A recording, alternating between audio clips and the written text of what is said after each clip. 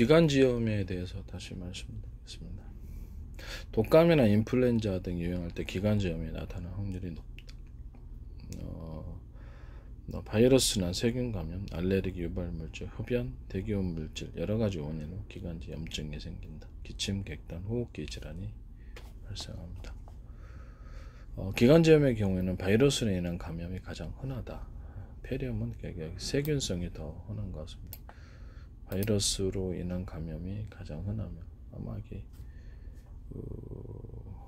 어떤 분 가장 흔하며 리노바이러스, 엔테로바이러스, 코로나 바이러스, 이렇게 인플루엔자 바이러스들에서 호흡기를 통해서 1차적으로 기관지에 바이러스가 정착을 하는 것 같습니다. 그 다음에 좀 더 깊어지면 이제 폐렴 쪽으로 이렇게 발전을 하는, 폐렴, 폐 부분, 이렇게 폐포라든지 뭐 그런 쪽에 들어가가지고 거기서 이제 이렇게 좀, 그렇죠.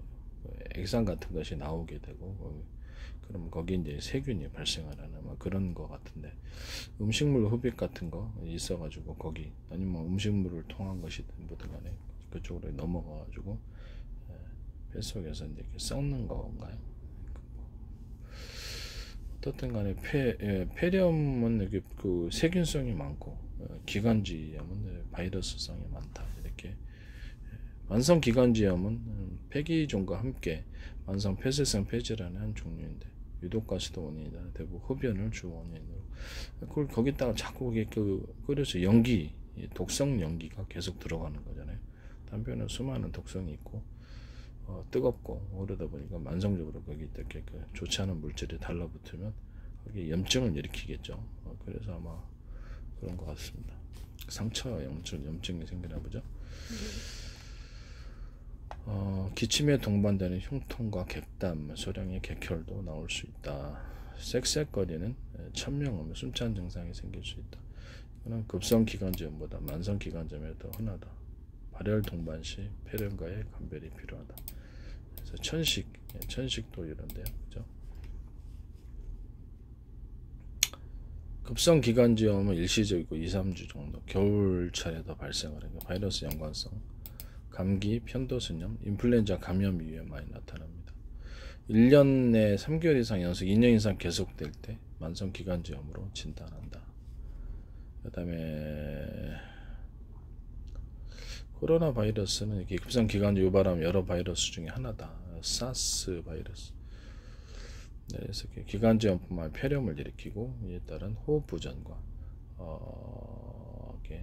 심근염, 심장 쪽에도 영향을 줘. 심근염과 심부전, 정맥혈전, 색전증, 이렇게 혈전을 잘 일으키고요.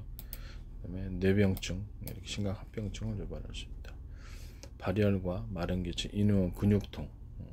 근육통 보면 꼭 바이러스던데, 고열이 뭐 전부가 그런 건 아닙니다만 바이러스의 주된 특징 중에 호각, 미각, 소실, 이것도 바이러스의 주된 것입니다. 호흡곤란 이런 것들 하면서 그런 것들을 유발한다고 합니다.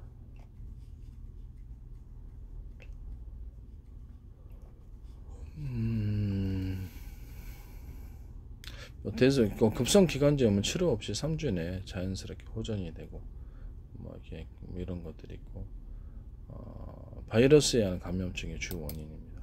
기관지염은 바이러스, 폐렴은 세균성이 더 많고, 바이러스도 있을 수 있습니다. 곰팡이도 있을 수 있고, 때로는 기생충도 동반한 것 같습니다. 이렇게 해서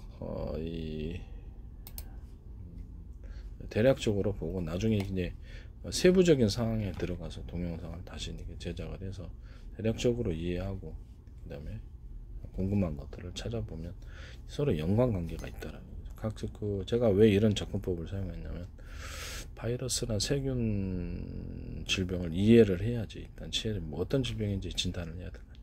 그래서 거기서 나타나는 공통 분모라든지 이런 것들을 있더라.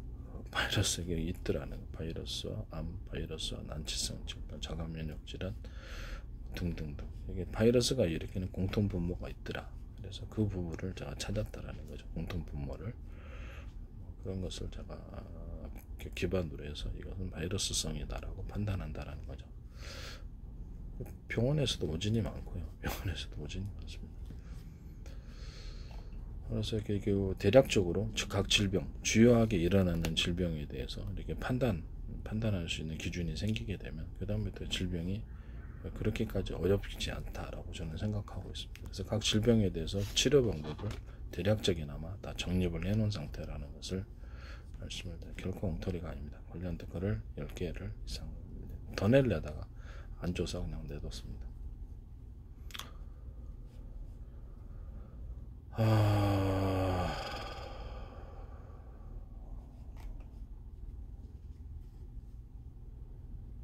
급성기관지염은 목에서 폐까지 이어지는 기도나 기관에 바이러스 세균이 침범 급성염증 반응이 발생한 상태를 말한다.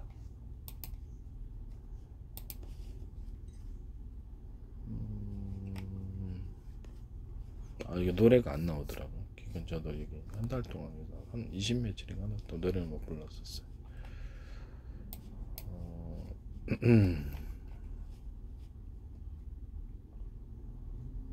만성으로 이어진다면 점막이 붓거나 돋구어지고 위축되는데 오래되면 섬유의 증식이 생겨서 기관지 협착과 폐기종이 생길 수 있다라고 얘기를 합니다. 기관지 점막이 빨갛게 붓고 점액성 농성에 분비물에서 기침 가래가 생긴다. 호흡곤란이 발생하면서 호흡시 휘파람이나 피리소리 좁아지니까 그런 계곡을 통과하는 바람처럼 소리가 그런 것이 나온다. 그 다음에 날카로운 소리가 나오는 거죠. 원래는 없어야 되는데 따뜻하게 해주는 게 좋은 것 같아요. 따뜻하게 해주고 바이러스를 치료하지 않는 이상 근본으로 해결이 안 되는데 기관장은 그래서 몸을 따뜻하게 전 난방기 의사용해서 그렇게 잘 합니다. 몸을 따뜻하게 하면은 무려 한결 금방 낫더라고요. 이게 개인적인 개인적인 사례와 개인적인 경험이라는 것을 말씀을 드립니다. 그래서 저는 그냥 따뜻하게 그 앞에서 있습니다. 계속해서 TV 앞에 놔놓고 계속 이렇게 들어 넣어가지고 계속 쬐고 있습니다. 몸이 한결 상쾌해지고 좋아지는 것 같아요. 금방 나. 개인적인 게 약을 개발했어도 몸의 온도가 낮으면 면역체계가 작동을 안 해요. 35도씨, 36.5도씨에서 1도만 낮아도 면역세포가 작동 안 하는 것을 TV 영상에서 혈액을 찍은 영상에서 봤거든요. 그래서 면역세포가 활발하게 움직이다가 온도가 낮으니까 바이러스 세균이 오히려 면역세포를 공격을 하더라고요. 그래서 그렇구나라는 것을 확실히 봤죠, 눈으로. 이건 아마 유튜브에도 관련 동영상이 있을 거예요. 그래서 몸의 온도가 낮으면 백약이 무효다. 저는 그렇게 생각을 합니다. 백약이 무효다. 몸의 온도를 높이는 게 중요하다. 저는 개인적으로 난방기구를 그냥 사용합니다. 몸의 온도를 높이는데 찜질방 같은 거 그냥 집안에 만들어 놓고 하면 참 좋을 텐데 그런 거 없으니까 그냥 저는 몸이 한결 상쾌해져요. 저걸 쓰면은 몸이 굉장히 기분도 좋아지고 몸이 상쾌해지는 것을 느낍니다. 배앓이 할 때도 근처에다 이거 둡니다. 이걸로 그냥 잽니다. 이게 들어 넣어가지고 배에다가도 가까이 대기도 하고 이렇게 폐라든지 이쪽 부분에 따뜻하게 하려고 이렇게 해야 되는데 저는 개인적으로 효과가 있다고 생각합니다. 저는 효과를 톡톡히 보고 있는 사람입니다. 온도만 높이면 되지. 온도만 높이는 방법이 뭘 중요하냐라는 거죠. 병원처럼 이렇게 그러지 엄청난 고가의 의료기구를 갖다 놓을 수는 없고 그래서 온도만 높이면 된다라고 생각하고 있는 사람입니다. 근데 되게 저한테는 잘 맞더라고요. 개인적인 사례고 개인적인 개인적인 경험이라는 것을 말씀드립니다. 저는 앞으로도 계속 할 겁니다. 너무 좋아서. 피아리 할 때도 이렇게 가슴에다가 이렇게 얼굴에다가 이렇게 딱 대고 너무 태우면 되게 화상 입으니까 살짝만. 몸의 온도가 좀 높아지면은 피부가 좋아져. 그래서 저는 피부 좋아지라고 그냥 몸의 온도 높일 단호박 계피에다 넣어가지고 찹쌀가루 넣어가지고 단호박죽을 좀 자주 먹습니다. 인터넷에서 탈피된 것이 나오더라고요. 그래서 간단하게 되게 좋아요. 배앓이 하시는 분들은 참고를 하시기를 바랍니다. 병원에서도 의사들이 방송에 나와서 또는 한방병원에서도 나와서 이런 식품에 대해서 권한다는 것을 말씀을 드립니다. 인류가 수천 년간 이게 한의학과 식품 치료에 대해서 같이 동반해 와 있기 때문에 그것을 좀 나쁘다고 생각하는 것은 좀 이상한 것 같습니다. 유튜브에도 많은 소개가 있다라는 것을 말씀을 드립니다.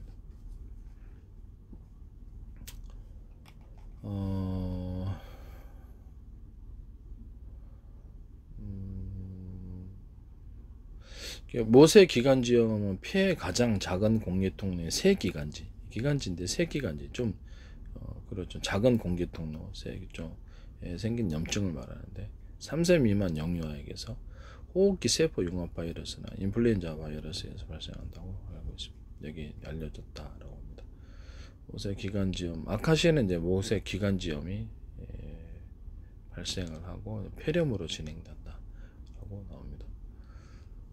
거기 이제 그러기서 뭐 어떤 그렇죠 액 같은 것이 쌓이면 거기에 복수할 때 세균이 번식을 하듯이 거기에 세균이 번식할 수 있습니다. 반복적으로 모세기관지염에 걸리면 이게 천식으로 발전할 수도 있다라고 얘기를 합니다. 천식 치료를 할 때 바이러스뿐만 아니라 천식이 그렇죠 안에 분비물이 어떤 항상 존재한다면 바이러스뿐만 아니라 세균과 저는 그거를 개발을 하면서 지금도 여기 있습니다. 이게 이렇게 색깔은 이런 색깔인데 이렇게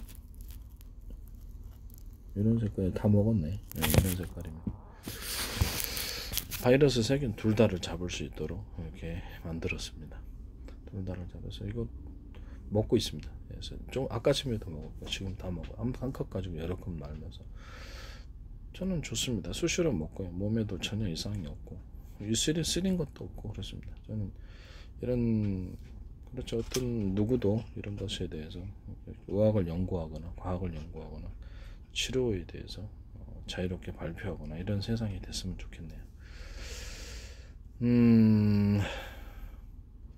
모세 기관지염에는 염증 물질이 가래에 섞여서 누런 가래가 나오는데 세균이 번식까지도 그렇게 1차적으로는 바이러스지만 2차적으로는 세균 감염까지도 될 수 있다. 폐렴으로 발전할 수 있다. 이렇게 천식도 생긴다라고 합니다.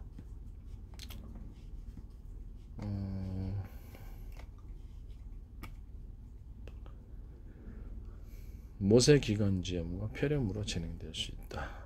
호흡기 세포 융합 바이러스 감염증 RSV 폐렴 발생 시 사망률이 50%에 해당해서 입원 치료해야 된다고 합니다. 사망률이 50%.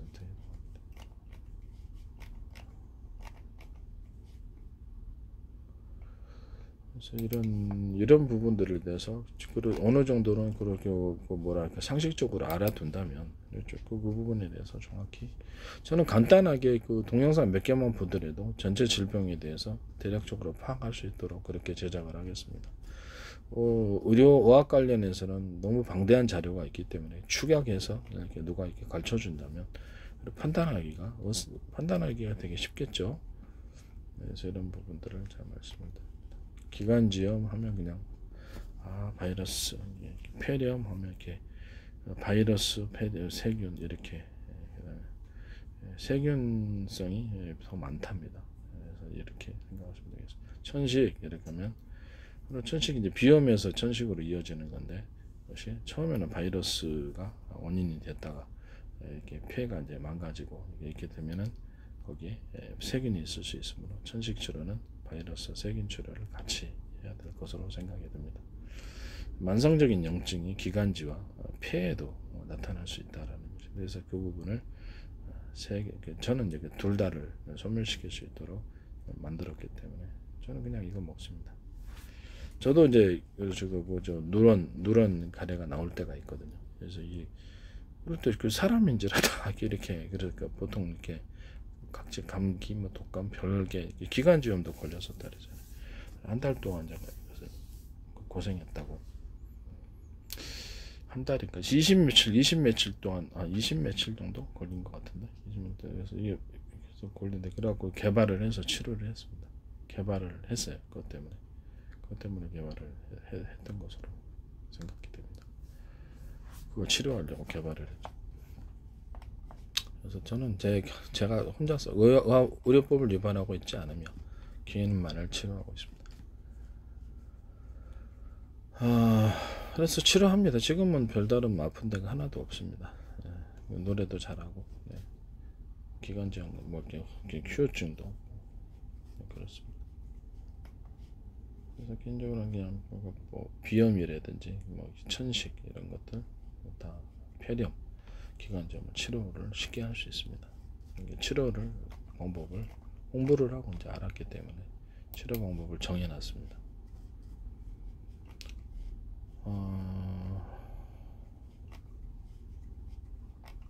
그래서 이렇게 간단하게 일단 알고 나중에 제가 이렇게 어떤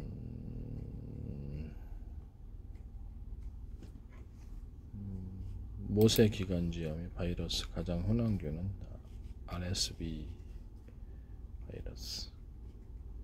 기관지 점막이 바이러스에 걸리게 되면 기관지 점막이 붓습니다. 점막이 붓죠. 분비물이 많아요. 그래서 여기에 이렇게 통로가 좁아지는 거죠. 이건 이제 천식까지도 발생할 수 있다고 합니다. 산소 공급에 장애가 생기고 저산소증이 생긴다. 기관지가 매우 좁아서 쉽게 막힌다. 이게 담도나 채도도 그렇단 말이에요. 타석, 이렇게 침샘이라든지 눈물샘 이런 데도 바이러스가 걸리게 돼. 혈관도 좁아지게 하거든요. 바이러스가. 그래서 이것도 감염이 안 된다. 전신에 감염될 수 있는 게 바이러스이기 때문에 그 부분 좁아지면 결석, 제 개인적인 입장으로서는 결석, 채석, 타석 이런 결석 종류들이 많이 담석 이런 것들이 생기고 정맥이나 동맥이 혈관이 눈 같은데 망막질환, 망막농내장 그다음에 황방병사 이런 것들도 혈관이 좁아진 것 관련 바이러스 현상이라고 저는 개인적으로 생각하고 있습니다. 이 기관지가 매우 좁아가지고 쉽게 막힌다. 그로 인한 증상도 심하게 나타날 수 있다. 묘세기관지염은 다양한 바이러스, 세균 같은 병원균에 의해서도 일어날 수 있고요. 가장 인플루엔자나 감기 폐렴을 일으키는 균에 의해서도 나타날 수 있습니다. 그러나 일상적으로는 그냥 우리가 생각하기에 기관주염 하면 그냥 이게 바이러스, 폐렴 하면 세균 먼저, 세균이나 바이러스 세균이 섞여 있을 수도 있고요. 그래서 이렇게 생각하는 게 낫지 않을까라는 생각입니다. 천식은 바이러스 세균, 바이러스가 원인이나 세균까지도 같이 생긴 경우. 그 다음에 알레르기 비염은 그냥 바이러스, 이렇게 저는 기본적으로 그렇게 생각을 합니다. 단순하게 그냥 정리를 하는 거죠. 그 다음에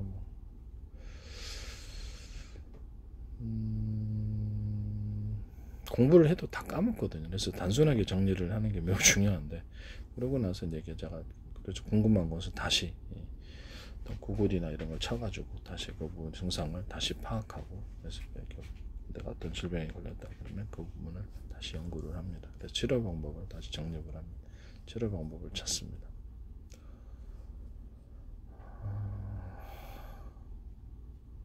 RSV에 감염된 기침 재채기 접촉하면 다른 사람이 감염될 수 있다. 사용했던 물건을 사용하는 경우에도 퍼질 수 있다.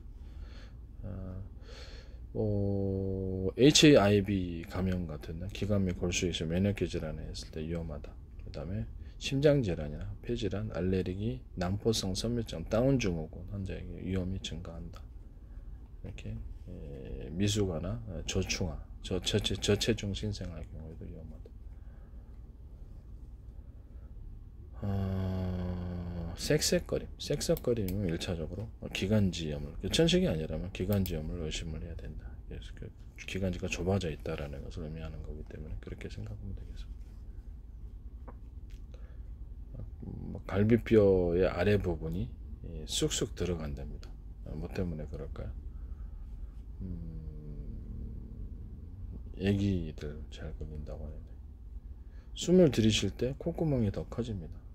그러니까 산소 부족 상태에 들어가는데 기관지가 좁다 보니까 이렇게 콧구멍을 일부러 벌려가지고 압력을 좀 세게 해가지고 이렇게 호흡을 하는 그런 증상이 생기는 것 같습니다. 저산소증이다 보니까 피부, 입술, 손발톱이 창백해지는 푸른 기운이 보입니다. 10초에서 15초에서 20초는 호흡을 멈춘다. 호흡수가 빨라집니다. 호흡이 안 되니까 탈딱탈딱 걸리는 거죠. 코평수를 넓혀가지고 또 거기다 힘을 주고 호흡을 하니까 코평수를 넓히게 되는 거죠. 이게 호흡이 잘 안 들어가니까 기관지 좁아 있어서 공기가 안 들어가니까 그런 것 같습니다. 코평수를 좀 넓히면 이렇게 압력이 형성돼서 강한 게 이렇게 푸시가 되나 보죠. 그래서 아마 그래서 그런 증상이 생기는 것 같습니다.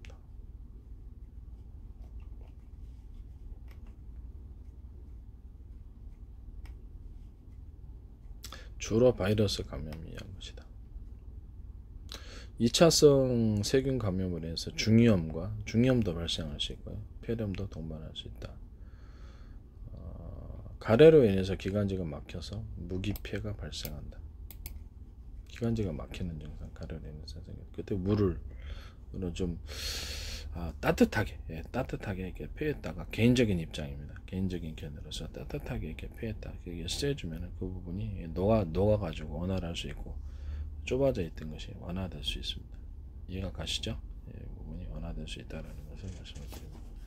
그러나 근본적인 바이러스 치료를 해야 되겠죠. 바이러스나 세균 치료. 심한 호흡 부전증이 천식 증상을 유발한다. 이런 것도 있을 수 있다. 개인적인 입장, 저는 난방기구 잘 사용합니다. 매우 효과가 좋고 톡톡이 효과를 보고 있습니다. 그래서 저는 나쁘다고 생각하지 않습니다. 인체의 온도를 높이는 좋은 기관으로서 개인적으로는 좀 그렇죠. 좀 찜질방 하나 만들어 가지고 그 안에 이렇게 들어가서 좀 믿고 싶은 생각. 그렇죠. 저는 난방기구 몇 개 켜놓으면 그냥 찜질방인데 좁은 방 하나 만들어 가지고 그냥 저는 그런 생각을 좀 하고 있습니다. 나중에 한번 그렇게 해야 되겠어요.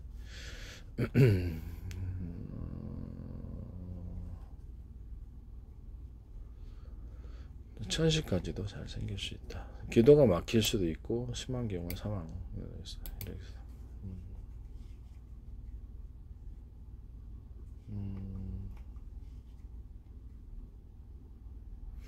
가습기가 도움이 될 수 있다고 하는데 가습을 지나치게 하면 폐가 이제 기관지가 마르다 보니까 기관지가 이렇게 공기가 계곡처럼 빨리 이렇게 좁아진 통로로 하다 보니까 거기에 마를 수가 있어. 바람이 세져가지고 공기가 그 부분에 가습기가 좀 정도 건조 증상이 생길 수가 있는 거죠.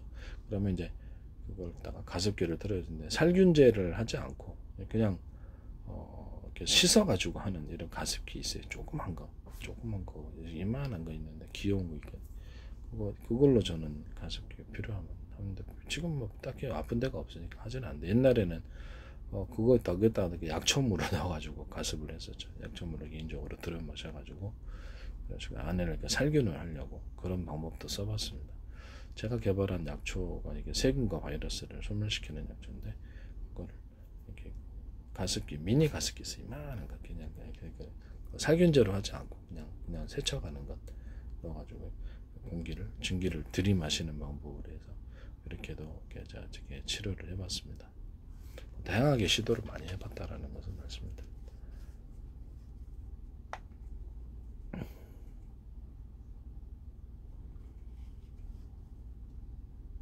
숨 쉴 때 갈비뼈 아래 부위가 쑥쑥 들어가는 현상이 있을 때 이게 왜 그럴까요? 숨 쉬는 횟수가 점점 빨라지면 얘가 좀 기관지염에 걸리지 않았는가라고 호흡이 잘 안 해 코가 막혔나?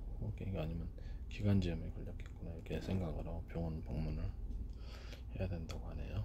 이거 다 병원 자료라는 것을 구글 자료면서 병원 자료를 라는 것을 의학정보센터 KIMS 의학정보센터라는 것을 말씀입니다. 병원들 자료입니다.